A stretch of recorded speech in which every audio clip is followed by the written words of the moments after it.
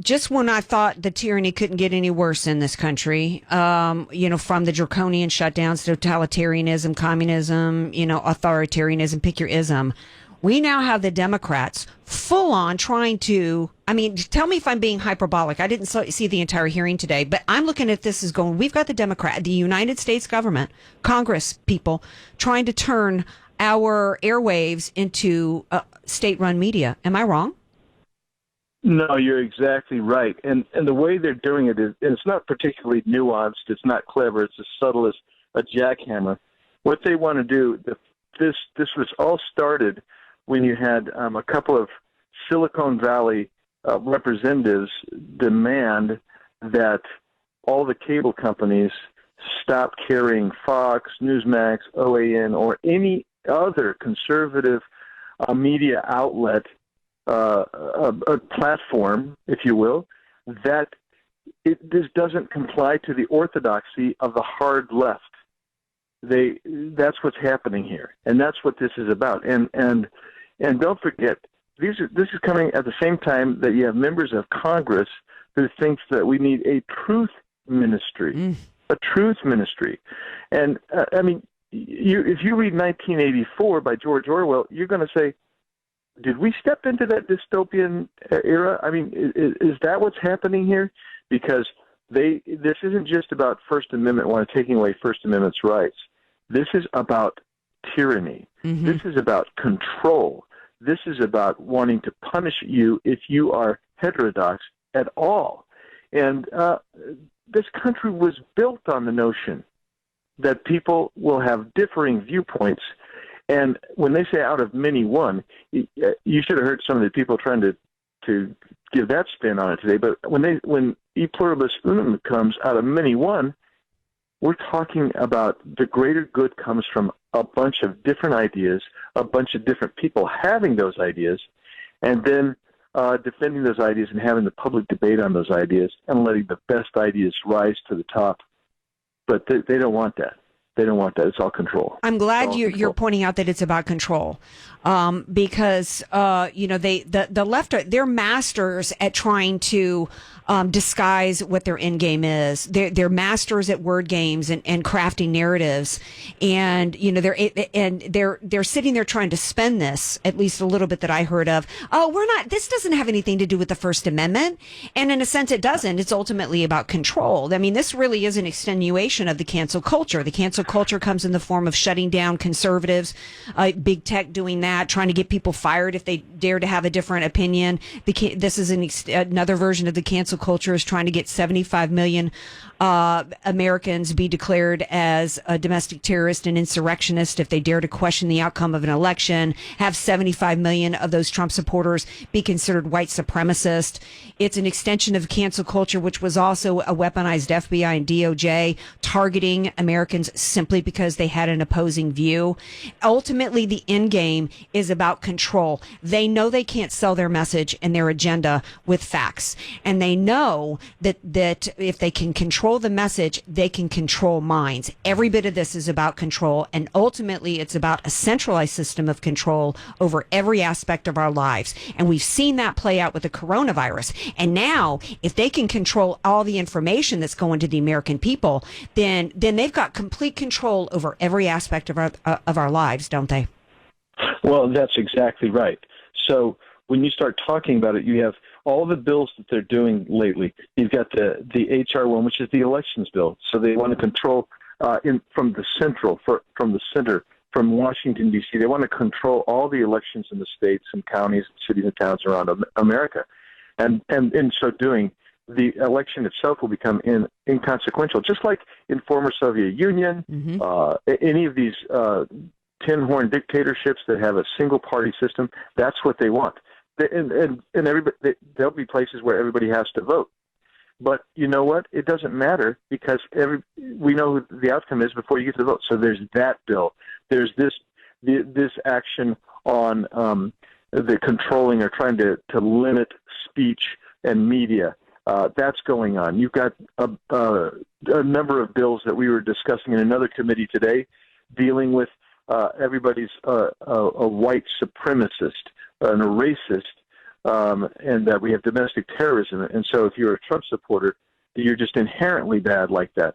So at least according to Liz Cheney.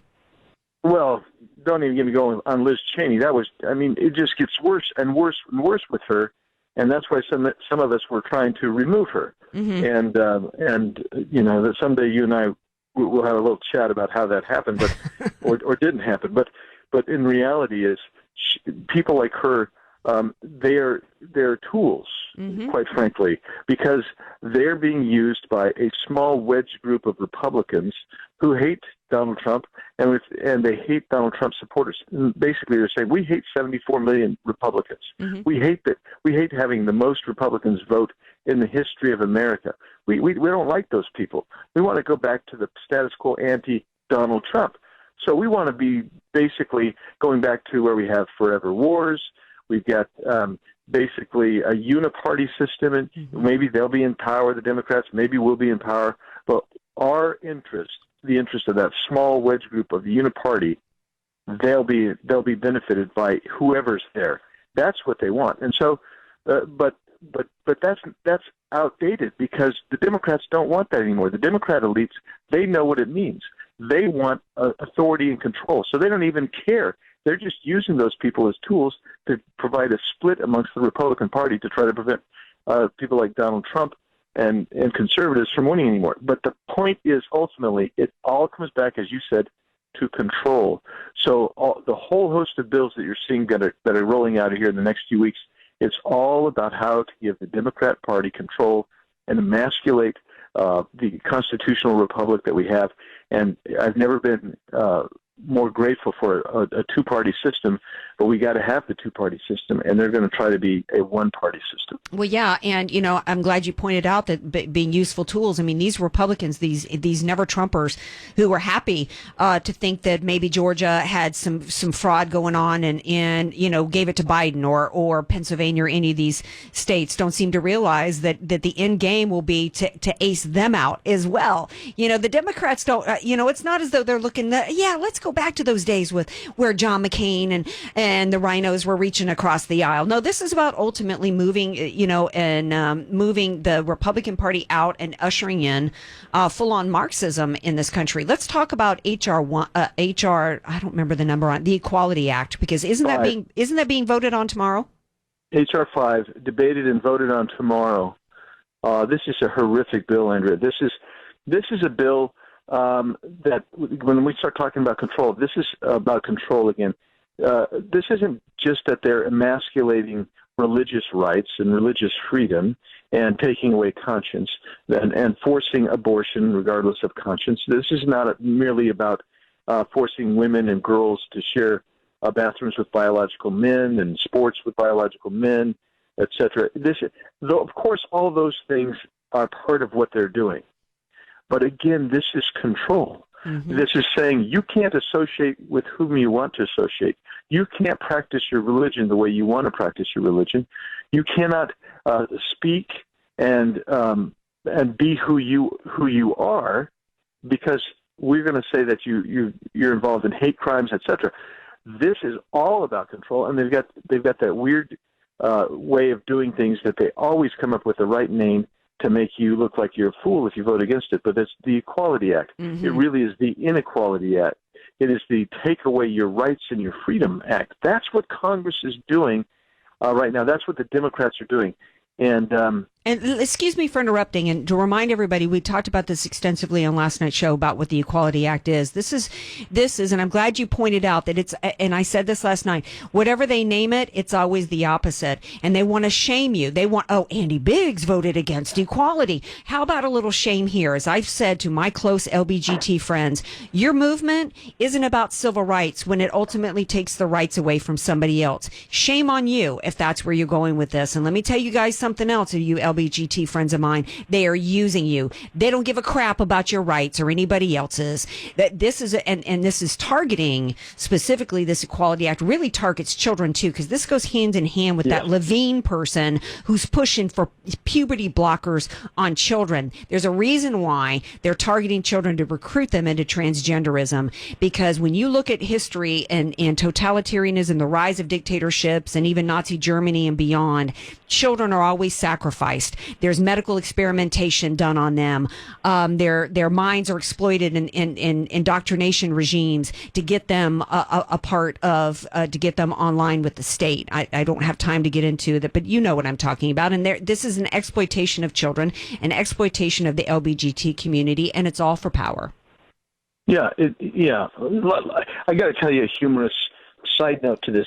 Today, one of the Democrats took out a transgender flag and put it up in the hallway in front of her office in Congress, and she's across the hall from Marjorie Taylor Greene, the Georgia Congresswoman who's very outspoken, and so she does a tweet about how Marjorie Taylor Greene's this Neanderthal type person, and look at me, I'm putting up this flag. So Marjorie comes out, I don't know when, a couple hours later, and she's got a sign, and the sign simply says, gender equals male and female, follow the science. And she posts that sign up on the wall right outside her office. And the reason that's humorous is because the Democrats are always saying, follow the science, follow the science. And reality is what they're doing doesn't follow the science. And it's more about control than it is about freedom. They're going to say, well, we're protecting and preserving freedom. How about the rights that were, the feminist rights? Where are the feminists on this? Well, if feminists are speaking out, and some of them are, they oppose this bill. Of course. Because it's not an equality bill. Yeah, and you know who spoke out about this? Martina Navratilova. She says it's absolutely abusive to have men compete against girls. And circling back to the hearing today about them trying to take over the media, they know that they want to push falsehoods in the insanity that there are 27 different genders. They want to push that in our schools. They want to push that everywhere. They can't sell their Marxist utopia and their ultimate centralization plan with facts and truth. That's why they got to take over our media, because they want to be able to do through the media what they're doing at our schools, going to 5-year-olds and telling them, you were assigned your gender at birth, and there's really 27 genders. They want to be able to push out all kinds of insanity and propaganda on the American people with no pushback from anybody else. And I'm concerned that the Liz Cheneys are happy to have that, and they might actually have Republicans joining in with this because they think that is going to benefit them by shutting up us Trump supporters and us conservatives. But we all lose in the end. Where do you see this playing out with this movement right now against the media? Well, right now we're going to have to scramble. I mean, let's just face it. Democrats have power; they have the votes. I'm not sure they've got the votes in the Senate, and that's odd as it may be. We're stuck relying on Mitch McConnell in the Senate again, but yeah, I hate to say that, but that's bad news. But the good news is, on some of these issues, Mitch McConnell is very, very solid. Like on H.R. 1, he opposes H.R. 1, so he'll be solid in trying to fight that. My understanding is they're going to fight this H.R. 5, which is the Equality Act in the Senate. You're going to see a few Republicans cross over in the House, but by and large, most Republicans are going to say no. But I mean, there are bills that I haven't even told you about, like the H.R. 803. This is a land grab, Andrea. This week, we're going to vote on this tomorrow. It seizes over 1.5 million acres. 1.5 million acres, 1,000 miles of streams and rivers, and then prevents drilling and development of minerals. That's where they're going. Where they're going. It's control, whether it's in the media, and let's face it, media impacts how you think and how you view your society and how you view your world.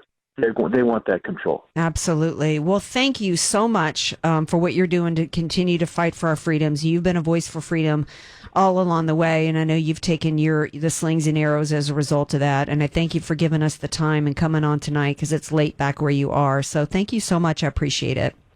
Thank you. You keep up the fight too, Andrea. Thanks.